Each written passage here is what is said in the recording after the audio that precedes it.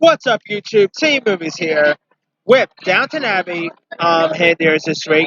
Since the film is, of course, a period piece film, I decided to go ahead and do my top 10 favorite period piece movies. I do love me a good period piece films, whether they take place in the 1800s, 1920s, uh, 1910s. Any place that takes place before the 90s, obviously. And there's been some really good period piece movies over the years. So, with that being said, here's my 10 favorite period piece movies. Alright, coming in at number 10 is going to be the Joe Wright directed film Atonement. Now, the film is a English drama based on the book by Ian McEwan, and it follows the lives of these young lovers named Cecilia Tallis, played by Keira Knightley, and Robbie Turner, played by James McAvoy. And so, the couple ends up being torn apart by a lie constructed by Cecilia's jealous younger sister named Bryony, played by Saoirse Ronan, and all three of them must deal with the consequences. And so Robbie ends up pretty much it's the hardest to hit since Bryony's deceptions results in his imprisonment and all. And so before Cecilia and her beau increases. When their paths ends up crossing during World War II and all. Now Joe Wright he's no stranger to the period piece flicks. I mean, he's a pretty big when it comes to period piece movies. Keira Knightley is obviously no stranger to the period piece genres. And Atonement is really good. It was one of the film was actually one of Saoirse Ronan's earliest roles, and I really thought Saoirse Ronan was really good in here. James McAvoy and Keira Knightley, their chemistry was pretty good. You also had Juno Temple, Vanessa Redgrave, Alfie Allen, Brenda Blythe. Some really good cast members. It's a really nice romance film. It's a great period piece flick. I mean, if you guys haven't seen Atonement yet, it's a really good one. It's probably my favorite Joe Wright movie, actually. Alright.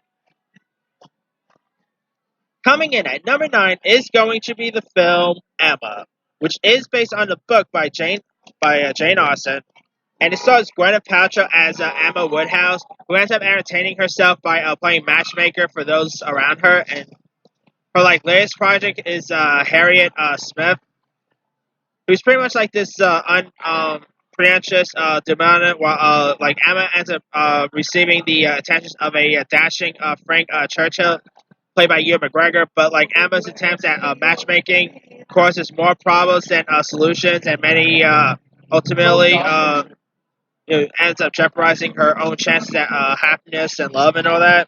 It's directed by this director named Douglas McGrath. It takes place in the 19th century. It stars people like Toni Collette, Alan Cumming. Some really good cast members were in this. And I see what you're. You almost fell. Anyway, Gwyneth Paltrow is really great in this, and Ewan McGregor was great. Alan Cumming was terrific. Really nice. I never really read any Jane Austen novels. I'm going to go up front right now and say I have never read a single one of Jane Austen's novels. But I have seen movies based on Jane Austen's work, and Emma is a really good one. If you guys haven't seen Emma by now, give that one a shot. And I should mention, there's actually another reboot of Emma coming out in February with Anna Taylor-Joy. So there's another incarnation of that. So there's that. Alright. Coming in at number 8 is going to be the film Little Women, based on the novel by Louisa May Alcott, and it's of course about the March sisters who pretty much confront coming of age during the Civil War and all. Of course, you got the cast includes Winona Ryder. You had Christian Bale, Susan Sarandon, Kristen Dunst was in this, Claire Danes, Gabriel Bryan, Eric Stoltz, some really great cast members. And it is of course based on the classic novel, which of course I never read. And this of course takes place during Civil War. And all the cast members all really had great, outstanding chemistry. There's been loads of other adaptations of Little Women. Obviously, Greg Gerwig has an adaptation of Little Women coming out coming around in September, which I cannot wait to see. And yeah, I think my favorite adaptation has got to be the 1994 one. It's a really good one. It's of course about family, tragedy, romance, coming of age. Really good film. Like if you guys haven't seen 1994's Little Women yet, it's another really good one. All right. Now coming in at number 7 is Amistad. Now this movie, of course, takes place in 1839, and it's of course directed by Steven Spielberg, and in it, Amistad ended up setting sail from Cuba to America during the long trip. This slave named Sinik, played by John Hanson, leaves the slaves in a unprecedented uprising, and so like they are pretty much like held by they end up being held by prisoners in Connecticut, and you got Morgan Freeman as a free slave, Theodore Jolson. You got Roger Baldwin as the lawyer here, played by Matthew McConaughey. The president is, of course, John Quincy Adams, played by Anthony Hopkins. You had Stellan Skarsgård was in this. You had Anna Paquin, Chiwetel Ejiofor. I believe it won Best Picture at the Oscars, if I'm not mistaken. Either it won or got nominated. I can't remember between two. But Amistad is still a really great one. I mean, it's not really my favorite Spielberg film or anything. Like, there's actually people who says that Amistad is their best Steven Spielberg film. It's not really my favorite film out of his, but it's still a really good one. All right. Coming in at number 6 is another presidential film, and that is, of course, Lincoln. The movie, of course, takes place in 1865, and it takes place a couple of months, months or weeks before Lincoln ends up being assassinated. And of course, you got Daniel Day-Lewis as Abraham Lincoln, Sally Field as Mary Todd Lincoln. This is another Steven Spielberg directed film, which, come on, Spielberg's the man. You also had Joseph Gordon-Levitt in this. I mean, Lincoln is a really magnificent movie. Of course, this also takes place during the Civil War as well, so there's that.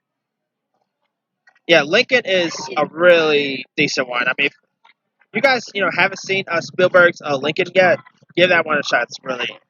It's a great one. And, of course, Daniel Day-Lewis won his third Oscar for this, and well-deserved too. All right, coming in at number 5 is, of course, Mel Gibson's Passion of the Christ. I mean, obviously, this is a pure peace movie because it takes place during Jesus' time.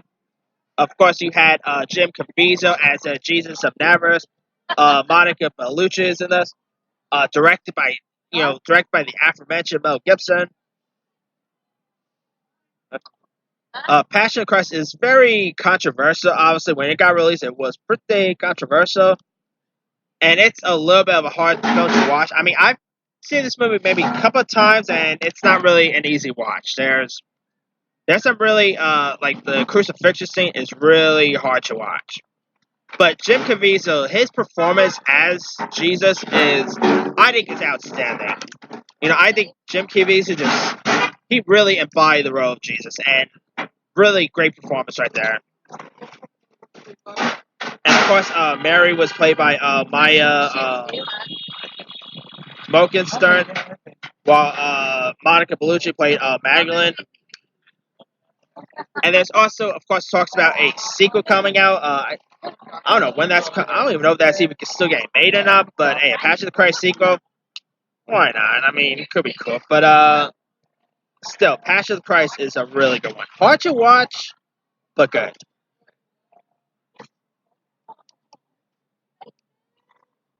All right.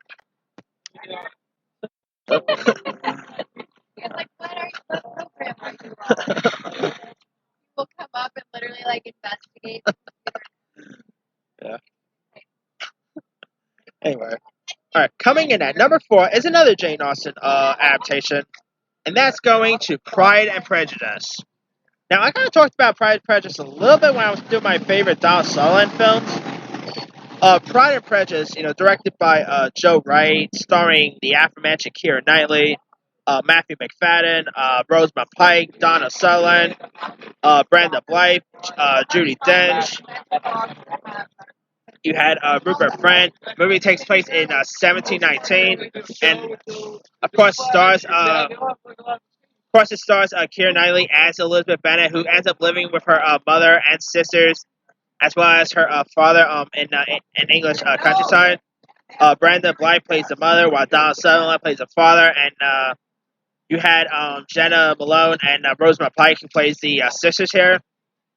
And so, like, she of course ends up, falling for this upper class guy named Mr. Darcy, played by Matthew McFadden. And so, like, Sparks ends up flying, and there's like, chemistry between the two. And it's a really good one. It got released in 2005, scored Keira Knightley an Oscar nomination. I believe the movie got nominated for Best Picture too. I can't remember if it got nominated for Best Picture or not. But yeah, Pride and Prejudice is a really good one. I mean, Keira Knightley, she's like the queen of period piece movies. Whether you talk about Pride and Prejudice, Atonement, let's see, what was that movie she did last year? Oh yeah, Colette, Nutcracker. I mean Anna Karenina, not to mention. When you want an action for a period piece movie, Keira Knightley is one to call. She appears in so many period piece movies. But yeah, Pride and Prejudice is a really decent one.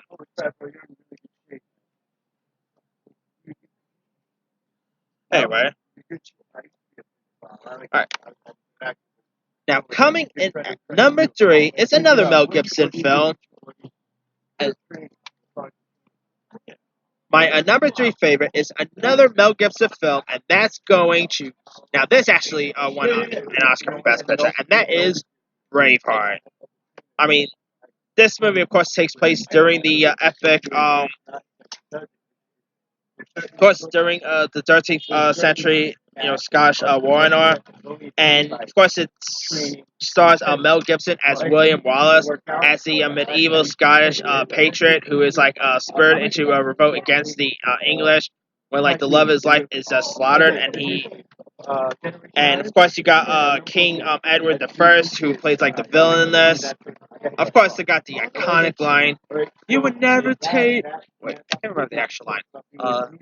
They may take our lives, but they never take our freedom. I can't remember the whole line, but yeah, Braveheart. It's a great one. It got released in 1995. It's an epic, iconic war film. Mel Gibson at his finest. I mean, this is like the second Mel Gibson movie on this list, by the way. And the period looks like it looked really realistic. I mean, obviously they shot this at a location and all, but it really made me interested. Like, it kind of made me want to go to like time travel to the 13th century, because it looked really cool, intense, but looked okay. And of course, the epic battle is iconic. I mean, Braveheart. You know what? Not to love about Braveheart. All right. Number 2 is going to Titanic. Now, parts of the movies do take place in modern times, because you got a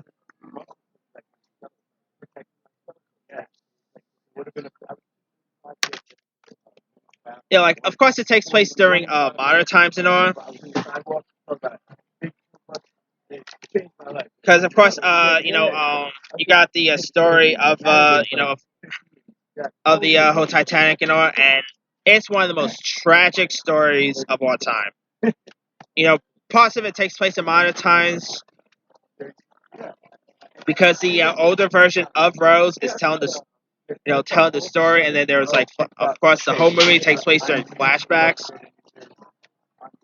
You got Leo DiCaprio as Jack, while Kate Winslet plays the younger version of Rose. I mean, This movie, of course, takes place during 1912 and takes place during the early hours before the Titanic ended up crashing through the iceberg. I mean, Titanic. It also is an Oscar. It also won the Oscar for Best Picture. It's one of the highest grossing movie of all time. Directed by James Cameron, who won his Oscar for this. You had Gloria Stewart, who played the older version of Rose. And you had, you had Billy Zane in this, Kathy Bates. You had the late great Bill Paxton, Victor Garber, Francis Fisher. Some really great cast members. But man, the period time looked really great. I mean, granted, this is of course a movie that about a straight up tragedy that occurred. But that aside, the period aspect, like the costumes they use for that period of times, and the romance aspect is really great. Like if you guys, actually, you know what? Who's still never seen Titanic? But if you guys never seen Titanic, it's an iconic one. I mean, Best Picture, it's definitely won the Oscar for Best Picture for a reason. So yeah. All right. Now the best period piece movie of all time arguably goes to another Oscar-winning film, and that's going to Gone with the Wind. This movie, of course, takes place during the Civil War, as well as the Reconstruction era. You got